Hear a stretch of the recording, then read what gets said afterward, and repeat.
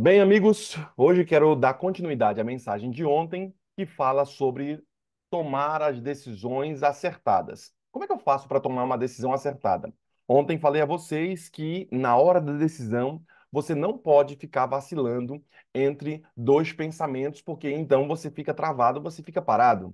E aí então falei a vocês sobre determinadas pessoas que ficaram vacilando e o que foi que os profetas, os homens de Deus, falaram ao povo quando eles vacilaram entre dois deuses. Falei a vocês sobre o caso ali de Elias no Carmelo, dizendo ao povo que eles deveriam escolher de fato o Senhor. Falei também a vocês sobre a história do Novo Testamento, lá no finalzinho, sobre a igreja em Laodiceia, que não era nem quente nem fria, eles estavam mornos, eles não tomavam a decisão ao lado de Deus, diferente das outras igrejas do Apocalipse.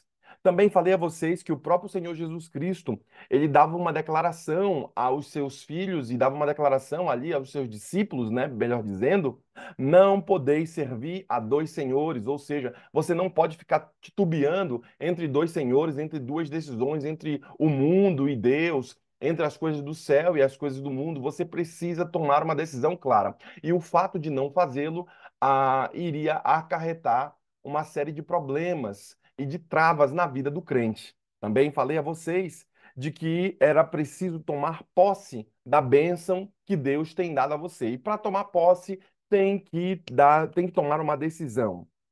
Sabendo disso, eu terminei falando a vocês sobre a questão de Tiago. Rose, sabendo dessas coisas de tomar decisão, eu separei aqui alguns textos bíblicos, antes de eu começar o meu sermão, como medida introdutória para o meu sermão, para que você tenha um arcabouço de textos bíblicos que vão te ajudar a tomar algumas decisões acertadas. Hoje eu quero em específico falar para vocês sobre como é que você pode fazer para Deus orientar você na decisão acertada. Como é que você faz? O Senhor, ele pode de fato orientar você na hora certa. Em qualquer momento, na realidade, ele pode te orientar, mas para tomar a decisão certa, eu penso que é necessário que você subjugue a sua vontade à vontade de Deus. Dentre os textos que eu separei, eu coloquei alguns que falam muito para mim quando tem que tomar decisão. Primeira delas, Provérbios capítulo 3, versículo de 5 a 6 diz assim, ó: Quer tomar uma decisão certa? Então vamos lá. Confie no Senhor de todo o teu coração. Não se apoie no seu próprio entendimento. Olha só, reconheça o Senhor em todos os seus caminhos. Ele endireitará as suas veredas.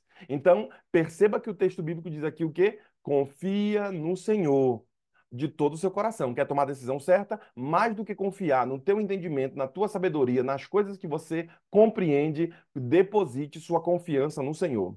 Outro texto que também pode falar ao seu coração, ainda no livro de Provérbios, Provérbios 16, versículo 16: Consagre ao Senhor tudo o que você faz, e os seus planos serão bem-sucedidos. Então, você terá escolhas acertadas quando você consagrar ao Senhor tudo o que você faz. Então, não te preocupa. Se você consagrou ao Senhor o seu plano e esse plano não foi para frente, não deu certo, louve a Deus. Por quê? Porque Deus te livrou de uma maldição. Você pode estar se sentindo mal. Puxa vida, não deu certo o meu plano, as coisas não deram certo. Mas se você consagrou ao Senhor e esses planos não deram certo, é porque Deus talvez esteja te livrando de alguma maldição. E é sobre esse consolo que fico, crendo que o Senhor está dirigindo minha vida, dirigindo o Goal Six, dirigindo a sua vida também. Por isso, consagrar ao Senhor tudo que você faz. E aí o texto diz, né? E os seus planos serão o quê? Bem-sucedidos. Como é que eu faço para ter os meus planos bem-sucedidos? Colocar na mão de Deus o seu plano, consagrar o seu plano ao Senhor. Bem, também falo aqui a vocês sobre 1 Coríntios capítulo 10, versículo 30. Eu sei que eu estou falando um monte de texto bíblico, mas esses são textos basilares para te livrar da maldição aí. Assim que vocês comam, bebam ou façam qualquer outra coisa, façam tudo para a honra e glória de Deus. Se você tem algum plano e esse plano que você tem, consagre ao Senhor, e o outro texto bíblico, já no Novo Testamento, traz uma abordagem diferente e ampliadora. O que o texto disse?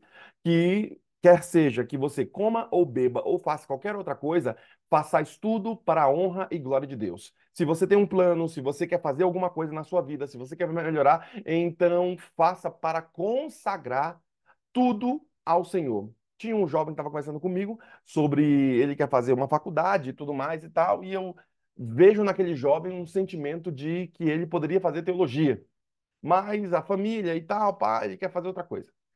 E aí eu falei pra ele, ó, falei, tudo bem, cara, sem problema, você quer fazer outra coisa, tá tudo certo. Mas o que que eu julgo que você deva fazer? Consagrar ao Senhor seus planos e o que você for fazer, faça para a honra e glória de Deus. Não faça querendo dinheiro, não faça querendo a glória humana, porque eu já vi muitos darem errado, porque rejeitaram o chamado do Senhor e agora fazem o que o coração lhe apraz, mas não conseguiram adequar em fazer tudo para a honra e glória de Deus. Quer arrumar um trabalho? Quer você servir na igreja? Mais do que servir ao pastor, aos irmãos, àquela comunidade, sirva ao Senhor. Faça tudo para a honra e glória dele. Deus é que tem que ficar alegre com sua vida. Ainda vou falar mais a vocês sobre tomar decisões ao lado de Deus e como fazer para que a sua decisão dê certo. Ali, você decida acertadamente. Outro texto bíblico diz assim: portanto, enquanto temos oportunidade, façamos o bem a todos, especialmente aos da família da fé. Gálatas capítulo 6, versículo 10. Então, se você vai fazer alguma coisa, faça com o sentimento de fazer o bem aos outros. Vocês sabem que as pessoas que enriquecem, elas não são aquelas pessoas mesquinhas que estão pensando só em si, mas elas conseguem pensar nos outros e conseguem fazer pulverizar a sua encomenda, pulverizar ali o seu produto. Então, eu quero fazer um produto que vai ajudar. Por exemplo, você quer ficar rico? Faça um produto que vai ajudar o máximo de pessoas possíveis. Então, veja uma necessidade, veja um problema, e por isso que o problema ele é bom para poder fazer com que você seja melhor, não corra de problema. Então, existe um problema? Se existe um problema, faça agora. Ó, nós tivemos uma reunião dos pastores e nós estávamos conversando na nossa reunião sobre a dificuldade da logística dos nossos irmãos de estarem indo para os treinamentos.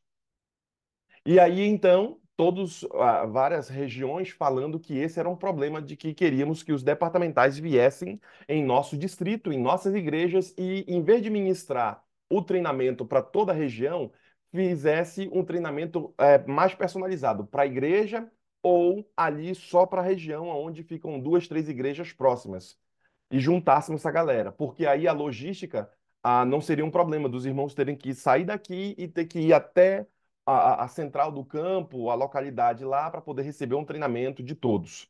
E pensando nisso, eu lembro que eu falei no momento da minha fala ali, conversei também com o presidente, falei, presidente, já que nós temos um problema, esse problema ele também nos traz uma oportunidade. Se o problema é a questão da logística e nós não conseguimos reunir todos os irmãos por conta da dificuldade dos irmãos se locomoverem, da distância, do tempo e tudo mais, façamos cursos online para que você possa fazer uma triagem. Aí eu dei até um exemplo na hora lá. Falei, olha, se vai ter um diretor de mordomia que foi empossado no cargo ali em outubro, né, nas eleições da igreja, faz um curso online, aquele mega curso, não precisa ser grande, tem que ser um curso pequeno, para que esse que é o primeiro anista, né, o primeiro ano do departamento de mordomia, o líder do departamento, que ele vá lá e ele passe e faça um curso introdutório para que ele possa entender e, obviamente, você pode deixar alguns sermões no final para que ele possa crescer também naquilo. Mas, pelo menos, aquele curso introdutório você fez com ele. Agora tem um líder de departamento de segundo ano. Para ele não assistir a mesma palestra que assistiu no ano anterior,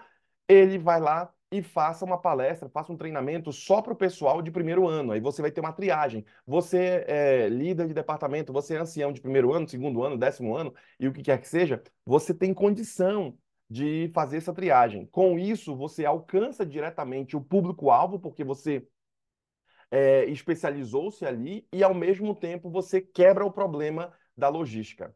O texto bíblico nos diz isso, pessoal.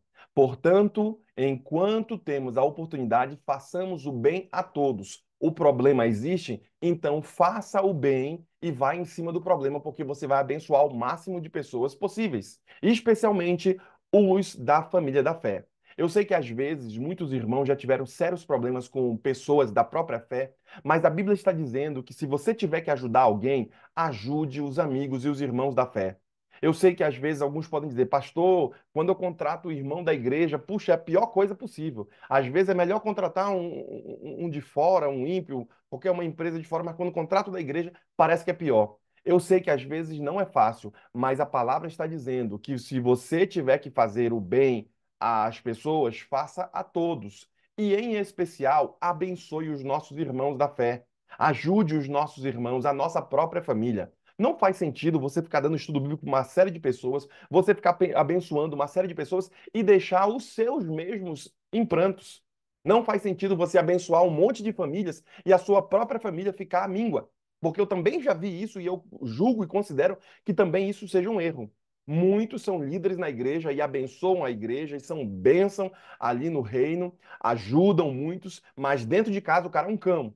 Dentro de casa a pessoa não presta para nada. Então ela tem tempo para todo mundo, mas não tem tempo para os seus. E isso também se configura um pecado a você. Bem, mas esse é um tema para um outro momento. Quinto e último versículo que quero colocar como introdutório de meu sermão. Se algum de vocês tem falta de sabedoria, peça a Deus que dá livremente, de boa vontade, e lhe será concedido. Peça, porém, com fé, sem duvidar, pois aquele que duvida é semelhante à onda do mar, levada e agitada pelo vento. Não pense tal homem que receberá coisa alguma do Senhor. E alguém que tem mente dividida, ó, o cara que fica vacilando, né? É instável em tudo o que faz. Tiago, capítulo 1, versículo de 5 a 8. É um fato, queridos irmãos, de que aqueles que têm a mente dividida, eles são instáveis. Você deve conhecer uma pessoa assim que é muito instável. Por quê? Porque sua própria mente é dividida. Então você precisa seguir e ter a segurança de estar fazendo e tomando as melhores decisões ao lado do Senhor. Portanto, como é que eu faço? E o enredo de meu sermão. Como é que eu faço para que o Senhor me oriente na hora que eu tenho que tomar uma decisão? O que eu tenho que fazer para Deus me orientar? Eu já dei uma série de textos bíblicos para que você tenha uma base, mas eu vou me aprofundar nesse tema para que quando você tiver que tomar decisão, o Senhor te oriente no momento, para que você não pague um pedágio muito alto. O Senhor, ele não só está pronto para orientar e nos guiar na tomada da decisão, queridos irmãos que aqui estão, mas o Senhor, ele está pronto para te ajudar. Ele sempre vai estar pronto para te ajudar se você o buscar. Veja que Salmo 143, versículo 10, o salmista faz um pedido sobre a direção de Deus na vida dele. Veja o que o salmista diz: ensina-me a tua vontade, pois tu és o meu Deus. Guia-me o teu bom espírito por terreno plano. Perceba, querido irmão, que para que Deus oriente você, o salmista faz isso daí, ele faz uma oração, ele pede, Senhor, dai-me discernimento. Eu peço até que vocês orem por mim hoje. Eu vou ter que resolver alguns problemas aqui na nossa igreja e tivemos algumas dificuldades aqui, casos de BO, sempre BO, né? E aí tivemos um caso em específico de uma pessoa que acabou traindo traindo o seu e tudo, e eu vou ter que conversar com ela hoje, e são líderes e tudo mais, e as coisas não são fáceis. Então peço a vocês, porque eu preparei esse sermão não só para vocês, vocês pensam que eu falo para vocês, né? Sempre vocês pensam que eu estou fazendo sermão para vocês, nunca é para vocês, pessoal. Eu faço muitas das vezes sermões que eu estou vivendo, coisas que eu preciso e forças que eu preciso adquirir. E é um fato que essa orientação do Senhor aqui, ensina-me a fazer a tua vontade, pois tu és meu Deus. Guia-me a o teu bom espírito por terrenos planos. É pedindo a Deus para que Deus me abençoe nessa reunião que nós vamos ter ali com algumas pessoas que passaram por tribulações.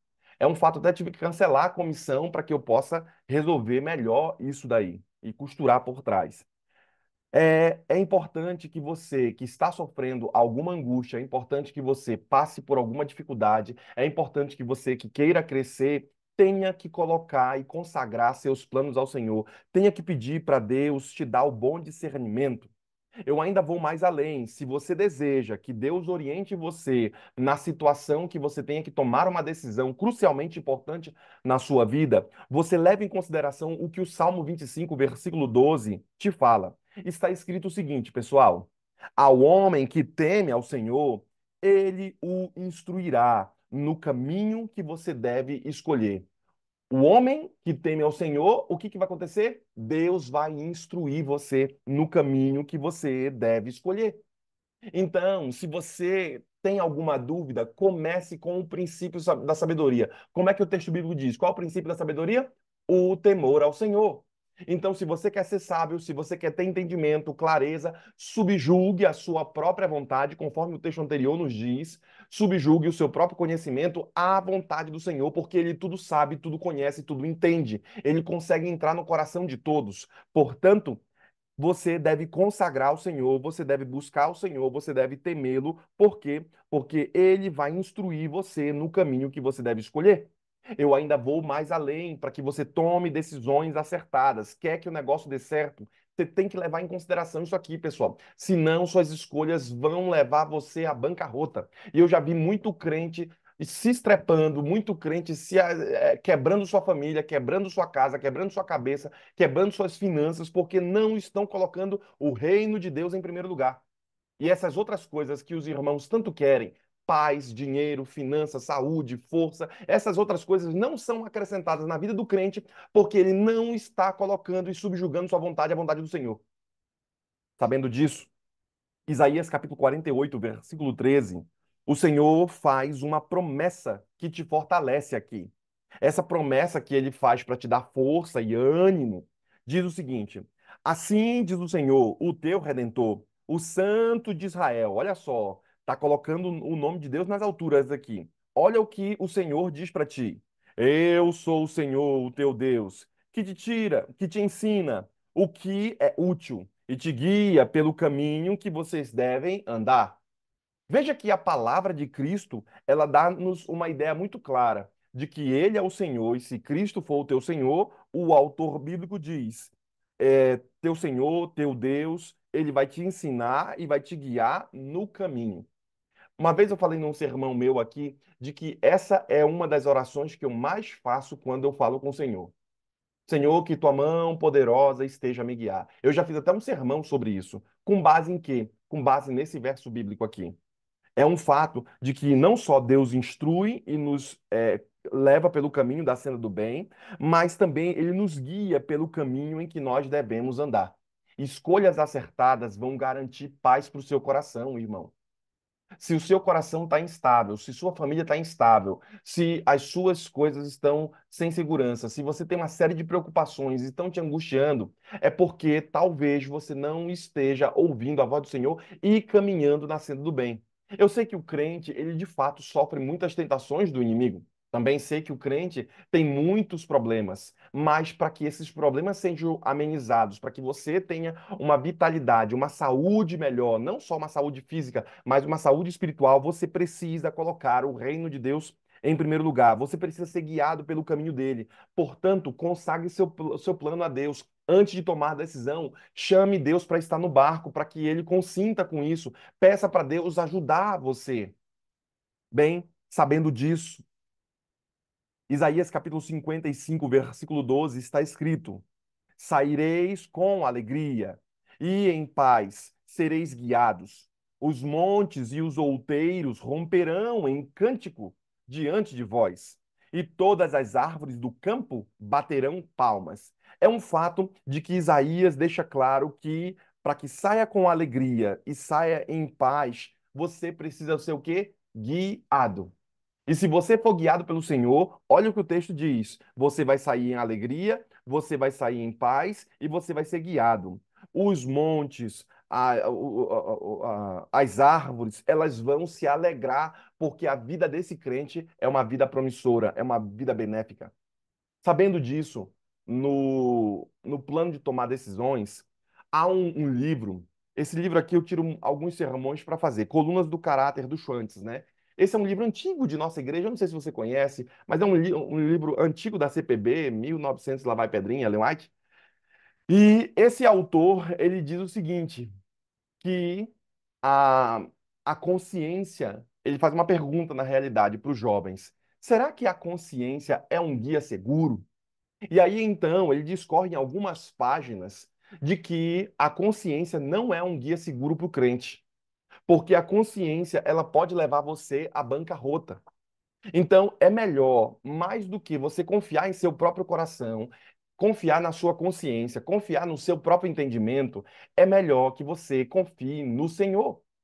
E por isso a importância de você parar de colocar o seu intelecto, as suas coisas em primeiro lugar e colocar as coisas do Senhor, se você quer tomar decisões acertadas. Sabe? Um outro autor declara que esse tema de tomar decisões, ele diz o seguinte: decisão. O homem está no centro da luta de duas forças antagônicas, face à tragédia do pecado. Dois pesos o vergam. É um fato que, se você tiver dois pesos, aqui o ferro está aqui e você tem dois pesos, você vai entortando o ferro. É um fato de que você pode ser até um crente muito forte, mas se você tiver dois pesos, se você tiver ali duas forças antagônicas, você vai acabar envergando. O meu desejo com esse sermão e com essa pequena meditação que fiz hoje aqui é que você pare um momento, em vez de ter duas decisões que estão lutando entre si, você consagre ao Senhor, peça ao Senhor orientação para que você tome a decisão acertada. Ainda nesse tema de decisão aqui, é preciso que você coloque em primeiro lugar as coisas de Deus. Eu termino o meu sermão dizendo a vocês que devemos, de fato, pedir orientação a Deus para que nós tomemos uma decisão acertada na vida. Não só pedir essa orientação, mas veja o que Romanos, capítulo 8, versículo 14 nos diz. Pois todos os que são guiados pelo Espírito de Deus são filhos de Deus. Ser guiado pelo Espírito vai te garantir vitória. Ser guiado pelas coisas do Senhor vai te garantir a força. Eu falo isso porque ontem disse a vocês que há um princípio que Nassim Taleb descreve, que é chamado do princípio do antifrágil, né? Ele escreveu um livro sobre ser antifrágil e ele declara que é importante você colocar várias coisas para que você seja antifrágil. O frágil é alguma coisa que cai em cima e acaba matando tudo. O antifrágil é que você divide as forças. Eu julgo que ser antifrágil, de acordo com ele, quanto mais baterem no crente, mais o crente vai crescer, porque ele não estabeleceu a sua força nas coisas terrenas. O cara que estabelece as forças no dinheiro e ele perde o dinheiro, ele acabou com a vida dele. O cara que estabeleceu suas forças nesses relacionamentos humanos aqui e quando ele é traído, acabou a vida para ele. Mas o cara que é antifrágil, de acordo com Nassim Taleb, ele quanto mais bate, mais cresce. Por quê? Porque as suas forças estão diversificadas em vários ativos. E o principal é no Senhor. Por isso, eu proponho a vocês, no meu sermão, serem pessoas mais antifrágeis. Como é que eu faço isso? Colocando em primeiro lugar o reino de Deus e depois o que? Essas outras coisas que a gente quer vão ser acrescentadas em nossa vida, porque tudo quem dá é o Senhor. Eu ainda falo mais a vocês que há um princípio de que é preciso focar a vida no agora para que você tome as decisões acertadas. Se você ficar só no futuro ou só no passado, eu disse ontem para vocês, isso vai ser um problemão para você, porque a depressão vai te atacar, porque você é uma pessoa que vive no passado, ou você vai ser uma pessoa extremamente ansiosa, porque sua cabeça está no futuro e essas coisas nem vão acontecer. Sabendo disso, quando alguém ali cai em pecado, a- quando alguém que você ama cai em pecado, né, o autor declara, seria preciso que você seguisse em frente. Porque se você ficar se detendo aos erros do passado, aos erros que tropeçamos, aos problemas que estamos vivendo, nós acabaremos não tendo a bênção do Senhor, porque estamos presos, aprisionados com as nossas próprias lutas. Quem cuida, e eu já disse isso para vocês uma outra vez, quem cuida da vida dos outros acaba perdendo o agora. Como é que faz para cuidar da vida dos outros? Lembra que eu falei para vocês? Você fica o tempo todo assistindo jornal, cuidando da vida de quem? Dos outros. Você fica o tempo todo assistindo política, porque o Brasil agora é o Lula, agora é o Bolsonaro, porque não sei o quê, e tal e tal. E você, por favor, quem me conhece já sabe. Não é para você não ficar, deixar de ficar antenado, mas tem muita gente que gasta muito tempo com telejornais, muito tempo com a vida dos outros, muito tempo ali com o Facebook, Se você for somar quanto tempo você gasta no celular, hein? Muito tempo, com um monte de outra coisa, sendo que você poderia estar investindo tempo em você mesmo. Você poderia estar investindo tempo no agora, mas você fica sempre pensando no futuro ou pensando no passado. Você poderia estar investindo tempo em você e crescendo e podendo ser uma bênção melhor para o Senhor, puxar mais força. Mas o irmão, ele só fica cuidando da vida dos outros. Foque, querido irmão, na sua vida. Foque no agora, porque é isso que vai contar. Quando você começar a focar no agora, você começa a melhorar. Quem cuida dessa vida dos outros acaba perdendo o agora. Quem gera valor acaba sacando o futuro. Se você começar a gerar valor na vida de outras pessoas, você vai gerar o futuro e o futuro vai vir para frente. O futuro vem para o dia de hoje, porque você está gerando valor na vida dos outros. Faça um saque de energia do passado e do futuro. E eu quero que você coloque esse saque de energia no agora. Como é que é isso, pastor? O passado. Quais foram as grandes glórias de sua vida? Quais foram os erros que você teve? Saque energia de lá, o aprendizado que você tem e coloque esse aprendizado aonde? No agora. Saque a energia do futuro. O que que eu quero ser? Aonde eu quero chegar? O problema é que nem gente não faz esse cálculo, não sabe nem o que quer ser e nem onde quer chegar. Tem uma galera que nem isso faz, mas coloca a energia no futuro e faz o quê? Saca essa energia e coloca no presente. Para que o seu presente seja forte, porque você sabe aonde você quer chegar e você sabe de onde você veio.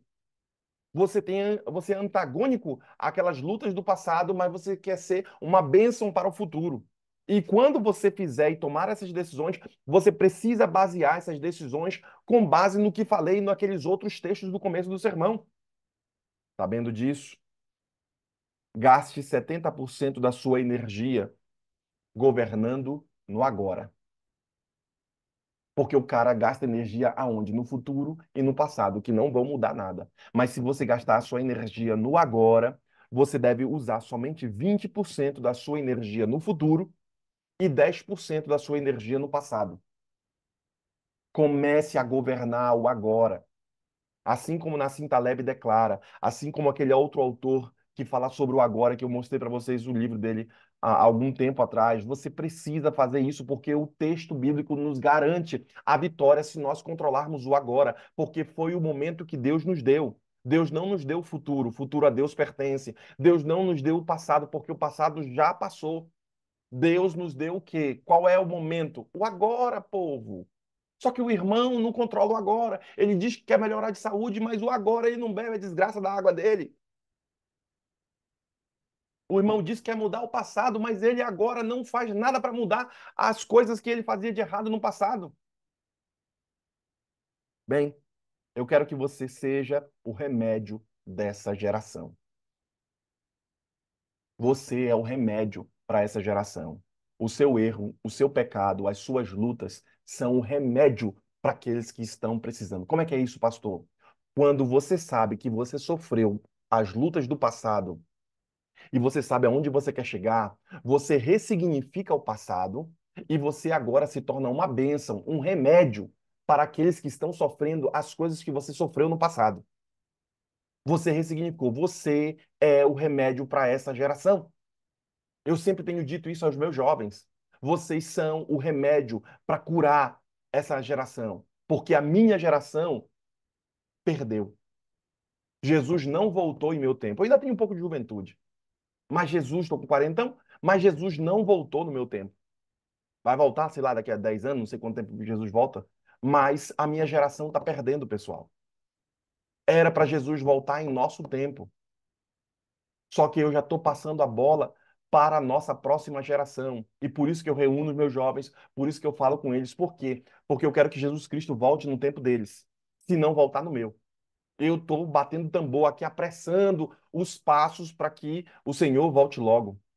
E eu proponho aos meus jovens, e proponho também a vocês, que ainda são jovens ainda, eu proponho a vocês que vocês sejam, de fato, o remédio dessa geração. Não é sobre, quando eu falo de prosperidade, irmãos, não é sobre dinheiro, não é sobre a você se dar bem aqui na terra, mas é sobre você mudar e, como é que Paulo diz? Renovai-vos vossa mente. É para que você renove a sua mente de acordo com a palavra. Lembra que eu disse para vocês num determinado sermão que ainda existem pedaços da sua mente que ainda precisam ser evangelizados? O que que eu disse? O que que eu quis dizer com isso? É que você já é um crente, mas tem muita coisa que você faz que um crente não faz. Ou seja, você ainda precisa ser evangelizado, chegar em alguns pedaços da sua cabeça ainda o evangelho, para mudar como você fala com a esposa, para mudar como você fala com o esposo, para mudar como você se alimenta, para mudar como você vê o mundo, para mudar como você estuda, para mudar aquilo que você assiste. Ainda existem pedaços da sua cabeça que ainda precisam ser evangelizados. Por isso eu concluo deixando claro a você que quem quer ter eternidade precisa dar o perdão. Quem peça na eternidade, a quem se impede de ter a eternidade acaba não tendo perdão. Que Deus ajude você, que Deus abençoe, que você fuja dos cenários de porcos, que você fuja dos cenários do inimigo das almas e que você peça você impeça aqueles que não se amam sendo um bálsamo e um remédio a eles. Que a graça do Senhor seja uma bênção para ti, que você a alcance e agarre, não deixando essa graça do Senhor ser derramada. Por quê? Porque talvez você tenha que tomar algumas decisões, e se você tomar essas decisões no agora, você vai colher os frutos bons. Que Deus o abençoe, que o Espírito Santo esteja com você e que haja decisões corretas ao lado de Cristo. Nós teremos uma oração. Enquanto a irmã estiver orando, eu quero que você se una a nós também em oração. Vamos orar.